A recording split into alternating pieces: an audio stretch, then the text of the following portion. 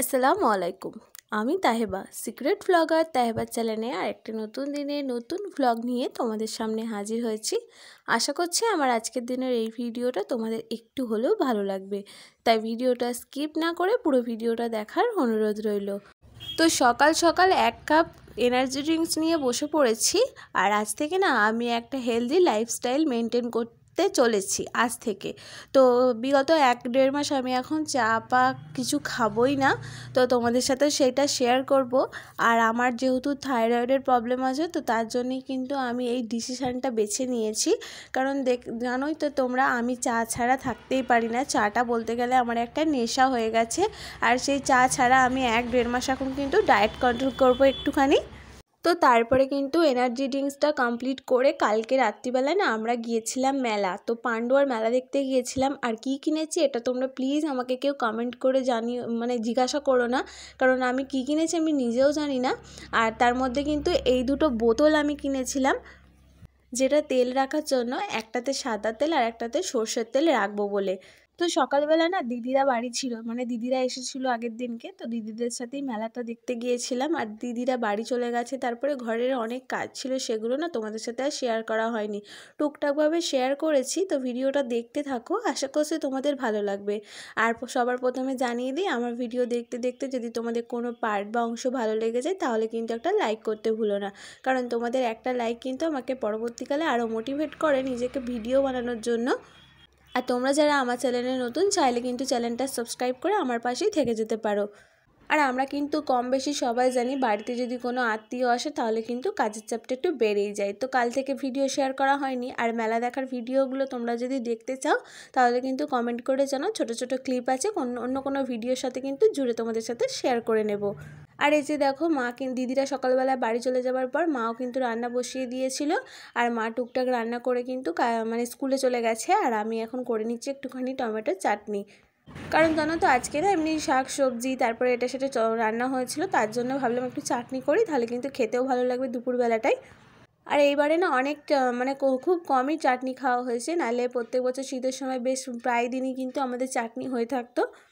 আর আজকে চাটনিটা একটুখানি কিশমিশ আর একটুখানি কিন্তু খেজুর দিয়েছি, কাজুটা ছিল না তাই কাজুটা দেওয়া হয়নি।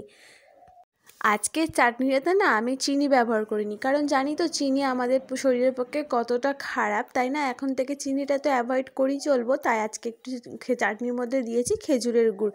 আর খেজুরের গুড়ের সেন্টটা না আমাকে ভীষণ ভালো লাগে। আর আজকের চাটনিটা খেতেও কিন্তু দারুণ হয়েছিল। তোমরা কারা কারা টমেটোর চাটনি খেতে ভালোবাসো আমাকে কিন্তু অবশ্যই কমেন্ট করে জানিও। আর এই কদিন না একদমই ভালো করে তোমাদের সাথে ভিডিও শেয়ার করা হচ্ছে না, কারণ তো জানো আমার ফোনটা ভেঙে গেছে আর আমার ফোনটা এখনও পর্যন্ত ঠিক করা হয়নি। আর ভেবেছিলাম যে একটা নতুন ফোন কিনবো, তারপরে ভাবলাম যে না, ওটা তো শুধু ডিসপ্লেটাই খারাপ হয়েছে, তো তার জন্য এখন এত টাকা খরচ করার কোনো মানেই হয় না। তাই ওই ফোনটাকে একটুখানি সারাতে দিয়েছি, সারানো হয়ে গেলে তোমাদের সাথে আবার আমি কিন্তু ডেলি ভ্লগই শেয়ার করব। আর তোমাদের কাছে একটাই রিকোয়েস্ট, যে তোমরা আমাকে, আমি এরকম মাঝে সাঝে একটা ভিডিও দিচ্ছি, তার জন্য যেন তোমরা কেউ আমাকে ভুলে যেও না। তোমরা প্লিজ আমাকে মনে রেখো, আমাকে সাপোর্ট করো। আর আমার আজকের এই ভিডিওটা তোমাদের কেমন লাগলো অবশ্যই কিন্তু কমেন্ট করে জানাতে ভুলো না।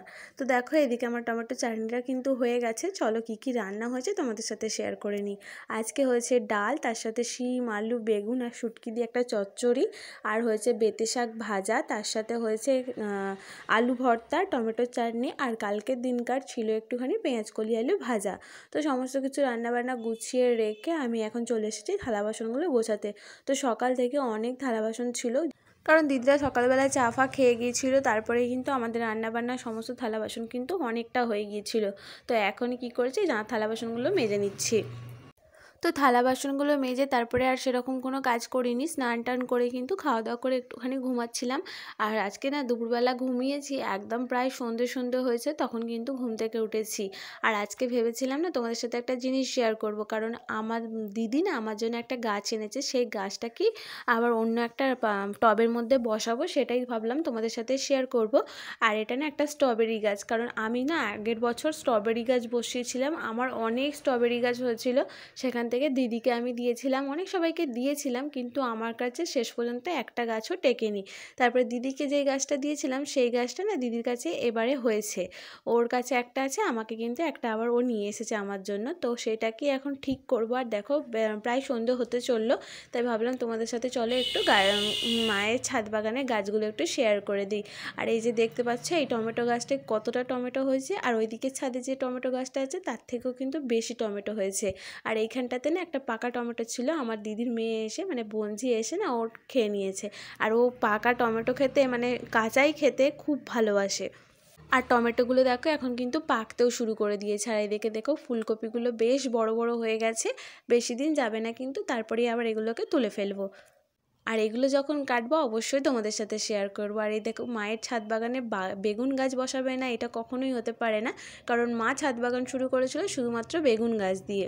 আর এই দেখো বেগুন গাছে কিন্তু বেগুনও ধরেছে, আর এদিকে কিন্তু ছোট ছোট বেগুন গাছ এখনও আছে। আর এইটা হচ্ছে আমার ড্রাগন গাছ, আর এর যে কত ফেকড়ি বেরোবে আমি তো জানিই না, চারিদিক দিয়ে খালি ফেকড়ি বেরিয়ে যাচ্ছে। আর এই যে হচ্ছে স্ট্রবেরি গাছটা একটা দইয়ের ভাঁড়ে দিদি দিয়ে গেছে, সেটাকে এখন এই মানি প্ল্যান্টের টবটাতে বসাবো।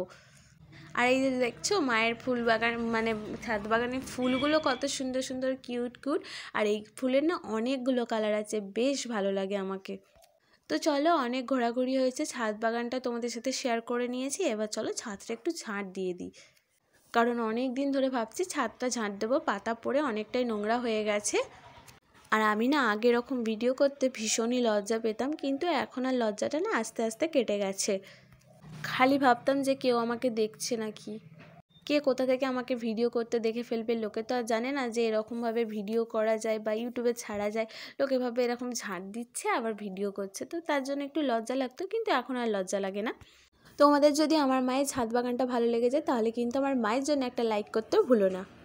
আর আমার সাথে না মাও ছিল, কিন্তু ছাদেই মাত্র জামা কাপড়গুলো তুলে নিয়ে গেল, আর কিছু জামা কাপড় ভিজে ছিল তাই এক জায়গায় জড়ো করে ছাদের মধ্যে রেখে দিয়ে চলে গেল। আর গাছগুলো তো মা জল দিয়ে গেল, তারপরে মা আমাকে বললো আমার টমেটো গাছটা একটুখানি খোল দিয়ে দিবি, তাই আমি বললাম ঠিক আছে দিয়ে দেবো। আর আমার গাছটা যেহেতু বসাবো নতুন করে তাই একটু সারও দিয়ে দেবো। আর দেখতেই পাচ্ছ ভিডিওটা কিন্তু অনেকটা অন্ধকারও হয়ে গেছে, আর প্রায় কিন্তু সন্ধে হয়ে গেছে, সূর্য অস্ত চলে গেছে। তো তাড়াহুড়ো করেই কিন্তু ছাদে আছি, ঝাঁটটা দিচ্ছি, এরপর গাছটা বসাবো, আর তারপরে কিন্তু সন্ধেবেলায় আবার আমাকে পড়াতে বসতে হবে, তাই একটুখানি তাড়াতাড়ি করছি যাতে কাজটা তাড়াতাড়ি হয়ে যায় ছাদের। কারণ নিচে গিয়ে আবার ছেলেটাকে হাত পা ধোয়াবো, তারপরে খাওয়াবো, ওকেও রেডি করব, ওকেও তো যেহেতু আমি এখন বাড়িতে পড়াচ্ছি ওদের সাথেই, তাই ওকেও একটু রেডি করে আমার কাছে বসাবো। আর এই যে দেখো স্ট্রবেরি গাছটা নিয়ে এসেছি, আর দিদিদের ওখানকার মাটিটা না সত্যি ভীষণই ভালো, লাল রঙের মাটিটা। আর এই যে মাটিগুলো দেখতে পাচ্ছ না, এগুলো আমার মা আর ছেলে গিয়ে না মাঠ থেকে তুলে নিয়ে এসেছে। আর আমার ছেলে মাঠে যেতে এত পরিমাণে ভালোবাসে কি বলবে, যদি কোনো সময় আমার মা ঘরে বসে থাকে তাহলে বলবে দিদি চলো মাঠে যাব মাটি আনতে। তো মাও যেতে ভালোবাসে, গিয়ে একটু শাক পাতা তুলে নিয়ে আসে, আর আমার ছেলেও কিন্তু মাঠে ঘুরতে যেতে বেশ ভালোবাসে। আর এই যে দেখো মানি প্ল্যান্ট গাছটা কিন্তু তুলে দিলাম, একে এখন কোথায় বসাবো আমি জানি না। তারপরে ভাবলাম যে এই দইয়ের ভাঁড়টাতেই বসাবো, এটাকে একটু ডিজাইন করে তারপরে। তো এটাকে ডিজাইন করার পার্টটা তোমরা অবশ্যই দেখতে ভুলো না, আমি সময় পেলে একটুখানি তখনই কিন্তু এটাকে ঠিক করব, তারপরে কিন্তু মানি প্ল্যান্ট গাছটা বসাবো। এখন কোনো একটা টবের মধ্যে এটাকে বসিয়ে রেখে দেবো, আর এখন স্ট্রবেরি গাছটা কিন্তু বসাবো এর মধ্যে। আর আমাদের এখানে মাটিগুলো যেহেতু একটু শক্ত শক্ত তাই একটু ভেঙে দিচ্ছি একটা পাথরে করে, একটু গুঁড়ো গুঁড়ো করে দিলে কিন্তু গাছের শেকড়টা ছড়াতে বেশ ভালো সাহায্য হয় ওদেরও। দিয়ে অল্প করে একটু জল স্প্রে করে দিয়েছি। আর এখন না ছাদের একটা কোণেতেই এটাকে রেখে দেবো, আর খুব রোদেতে এখন রাখবো না, জানো তো, যেহেতু এর পটটা চেঞ্জ হয়েছে তার জন্য খুব রোদে রাখবো না, যাতে অল্প একটু ছাওয়া অল্প একটু রোদ পাই সেই জায়গাতেই কিন্তু এটাকে রেখে দেবো।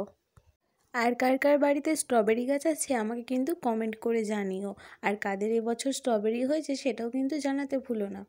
আর এই যে প্লাস্টিকটা দেখছো এটার মধ্যে কিন্তু আমাদের গাছেদের সমস্ত রকমের ওষুধ এর মধ্যেই রাখা হয়। আমরাও জানো তো আগের বছর অনেকগুলো স্ট্রবেরি পেয়েছিলাম, কিন্তু এই বছর একটাও কপাল করে কিন্তু স্ট্রবেরি হয়নি। আর দিদির কাছেও না হয়নি, কারণ ও না গাছের সারটার কিছুই দেয়নি, ওকেও এবারে একটু সার দিয়েছি, বললাম গাছের গোড়ায় গোড়ায় একটু দিয়ে দিবি। জানো তো স্ট্রবেরি গাছের ঠিক মতন পরিচর্যা না করলে স্ট্রবেরি গাছে ফুল আসতে অনেক দেরি হয় আর ফলও তো হয় না। আর দেখবে স্ট্রবেরি গাছে কিন্তু অনেকগুলো গাছ হয়ে যায়, তারপরে কিন্তু সে ফল দিতে পারে না, তাকে যদি ঠিক মতন পুষ্টি দেওয়া না হয়। আর গাছের খাবার যদি ঠিক মতন না পড়ে তাহলে গাছ ফলটা দেবে কী করে, তাই না? ওকে আমি এটাই বললাম যে তুই গাছটাকে আগে ঠিক কর, তারপরে ওষুধপালা দিয়ে দেখবি ও গাছটা আবার পরের বছর অবশ্যই ফল ফুল দেবে। তো দেখো এখানে মায়ের গাছেও একটুখানি খোল দিয়ে দিলাম। অনেক সময় কী হয় বলো তো, খোলটাকে পচিয়ে তারপরে খোলের জলটা দেওয়া হয়। মা বলে একটু দূর থেকে দিয়ে দে, যাতে জল দেওয়ার সাথে সাথে খোলটা পচতেই থাকে আর জলটাও যেন পায়, কারণ খোলটা ভিজে দেওয়ার আর সময়ই হয়নি। আর এই যে দেখতে পাচ্ছ অনেকটা কিন্তু সন্ধে সন্ধে হয়ে গেছে, ক্যামেরাটা একদম বোঝাই যাচ্ছে না। স্ট্রবেরি গাছে একটু জল স্প্রে করে দিলাম, মাটিটা এখনও কিন্তু ভিজে আছে। আর এদিকে দেখো আকাশটা পুরো লাল হয়ে সূর্যটা যখন ডুবেছে আর এরকম দেখতে লাগে। আর আমাদের ওই দিকটা না মাঠ, আর আমাদের ছাদ থেকে আমাদের রান্নাঘরটা দেখতে কেমন লাগে সেটাই তোমাদের ঘরে আজকে দেখাবো। দেখো আমাদের ঘরটায় মোটামুটি কেউ যদি আসে না, সে কোনো কিছু বুঝতে পারবে না। আর আমি ভাবছি তোমাদের সাথে একটা হোম ট্যুর শেয়ার করব, তো দেখি কতদূর কী হয়। আর ওই যে দেখতে পাচ্ছ আমাদের একটা রান্নাঘর, আর আমি এখানে আছি ওপরে, আর এটা হচ্ছে আমাদের সিঁড়ি, এর নিচেও কিন্তু একটা ঘর আছে আমাদের।